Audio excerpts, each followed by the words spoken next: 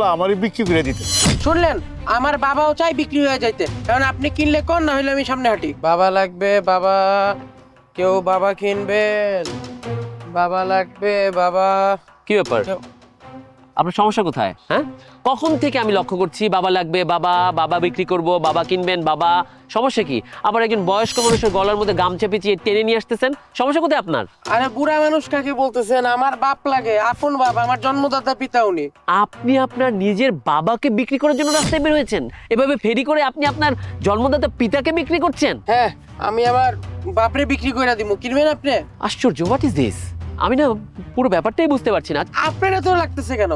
আমার বাবারে যদি আপনি কিনতে চান কোন, না হলে জান আমি আবারও বেচতে দৌড়াই। এই যে আপনি তো ওর বাবা, আপনি কিছু বলছেন না। তাছাড়া আপনাকে এভাবে কাঁধে গামছা ঝুলিয়ে টেনে হেঁচড়ে বিক্রি করছে, আপনার কষ্ট লাগছে না? হ্যাঁ বাজান, কষ্ট তো লাগেই।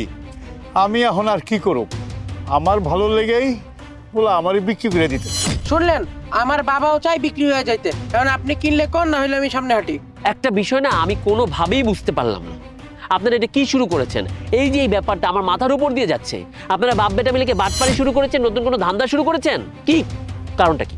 আমি কারণটা জানতে চাই। আমি রহস্য পছন্দ করি না, আমি জাস্ট জানতে চাই আপনি কাঁধে করে একটা লোককে রশির মতো গামছা পেঁচিয়ে বাবা বাবা করে বিক্রি করছেন কেন? কারণটা কি? সত্যি কথা বলতে, আমার বাপের যে ভরণ পোষণ, ওষুধের খরচ, চিকিৎসার খরচ, ওটা চালানোর মতো সামর্থ্য আল্লাহ আমারে দেয় নাই। চায়ের দোকানদার আমি, যেই টাকা রোজগার করি 200-500 টাকা ওদের নিজের সংসারই চলে না। আর এখন বাপে অসুস্থ হয়ে যাওয়ার পর প্রত্যেক দিন 500-1000 টাকা করে ওষুধ লাগে। এত টাকা আমি কই পাবো? গরিব হয়ে জন্ম নিছি, এই জন্য বাধ্য হয়ে নিজের বাপরে বেচতে রাস্তায় নামছি। আমার কিছুটা বোঝার ভুল হয়ে গেছে। বাবা যার নেই, একমাত্র সেই বোঝে বাবা না থাকার কষ্ট। আমার বাবা নেই, ছোট থেকে বড় হয়েছি বাবাহীন ভাবে। আমার মা অক্লান্ত পরিশ্রম করে আমাকে মানুষের মতো মানুষ করেছে। আজকে আমার বাড়ি গাড়ির অভাব নেই, শুধুমাত্র অভাব বাবার স্নেহের। আজকে যখন দেখছি আপনি বাবা বিক্রি করছেন, ব্যাপারটা অদ্ভুত লাগছে। কিন্তু আপনার বাউন্ডনেসগুলো, মানে আপনার এই অপরগতাগুলো দেখে আমার মনে হচ্ছে বাবাকে সুস্থ রাখতে হলে বাবার সাহায্যের প্রয়োজন। আমি আপনার বাবাকে কিনতে চাই। দিবেন আপনার বাবাকে আমাকে? হ্যাঁ, আমি কিনবো। সত্যি ভাইজান, এই যে। আচ্ছা, বাবাকে তো দিয়ে দিবেন, বাবার দাম কত নেবেন?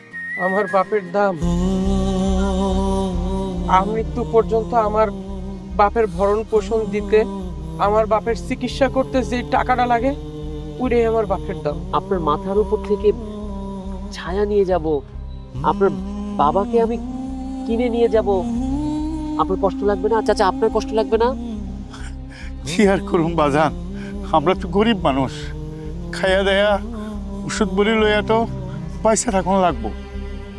আমার পোলার তো সেই সামর্থ্য নাই, নিজেই চলতে পারে না, আমারে কেমনে চালাইবো? আজকে অনেক বড় একটা শিক্ষা পেলাম। আমরা যারা ধনী, তাদের বাবা মাদের আমরা বৃদ্ধাশ্রমে ফেলে দিয়ে আসি, টাকার গরম দেখাই।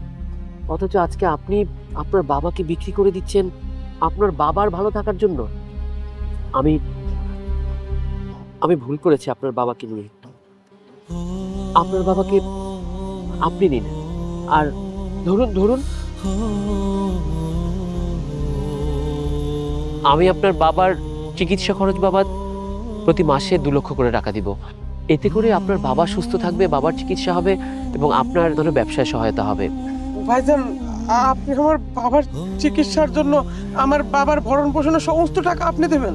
উনি আমারও বাবা, মাঝে মাঝে এসে আপনার বাবাকে দেখে যাব। আর ভাই, এভাবে কখনো রাস্তায় বাবা বিক্রি করবেন না। বাবা বিক্রি করার জিনিস নয়, বাবা সগর্বে শ্রদ্ধা করার জিনিস। আপনি আপনার বাবাকে বাড়ি নিয়ে যান। আল্লাহ তোমার ভালো করুক বাবা, আল্লাহ তোমার ভালো করুক। ওনাকে বাড়ি নিয়ে যান। আসি ভাইজান, চলো বাবা।